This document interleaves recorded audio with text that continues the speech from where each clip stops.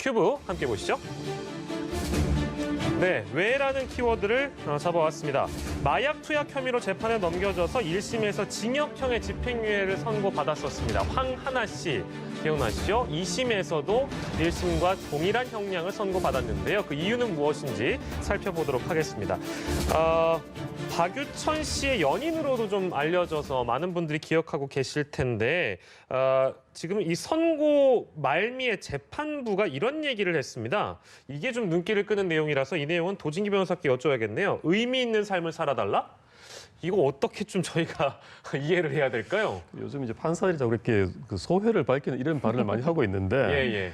뭐 가끔 하기는 합니다. 특히 이제 특히 소년범 상대로는 많이 하는데, 뭐 성인 상대로도 조금 뭐 황하나 씨도 젊고 하니까 뭐 말을 이렇게 좀 그 어른 입장에서 하고 싶었던 것 같습니다. 뭐 굳이 법적인 근거를 따지자면 이게 적절한 규정인지도 모르겠습니다만 형사소송법 규칙에 판사는 선고를 하면서 적절하게 훈계를 할 수 있다 이런 규정이 있어요. 그럼 규정이 있습니까? 그래서, 그래요? 그래서 뭐 굳이 법적인 근거를 따지자면 이런 데 있겠습니다. 그렇군요.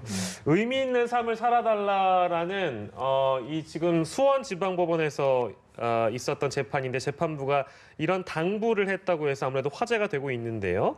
아무튼요. 집행유예를 선고한 이유에 대해서 어쨌든 1심과 2심은 형량이 동일합니다. 그 배경에 대해서 이수정 교수께 좀 여쭙겠습니다. 어떻게 그 선고한 근거는 무엇입니까?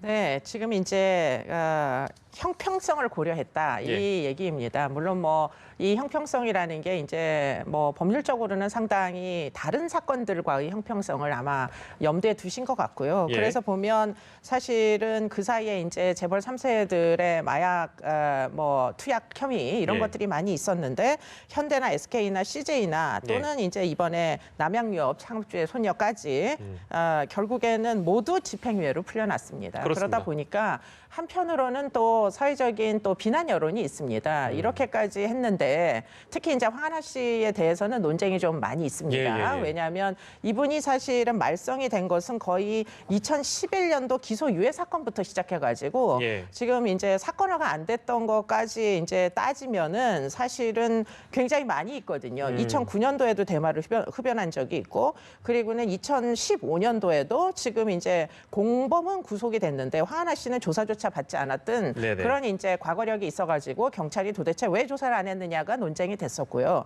그리고는 이번에 이제 집행유예 2년이 나온 거는 이게 이제 박유천 씨하고 같이 이제 마약을 여러 번에 걸쳐가지고 2015년도 6월에서 9월까지 그리고 2019년도에 재차 또 향정신성 의약품을 구매하는 그런 이제 혐의로 지금 이제 결국에는 처벌을 받게 된 겁니다. 그러다 보니까 사실은 과거력이 꽤 있는데 다른 재벌 3세들과는 달리 이렇게 장기간 동안에 여러 사람과 연루되는 부분들이 있는데 왜 집행유예뿐이 안 나온 거냐 하는 부분에서 지금 나름대로 지금 상당히 주목을 받고 있는 판결이라고 보이는데요.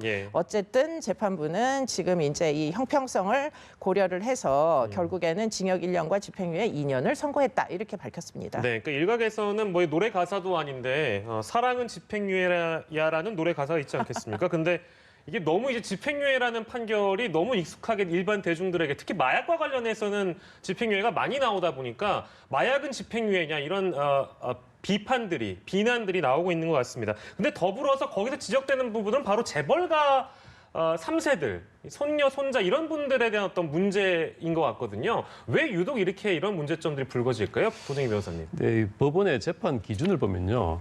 그 사실은 이제 이 재벌 3세를 떠나서 이 마약범들이 초범은 실형을 잘 안 합니다.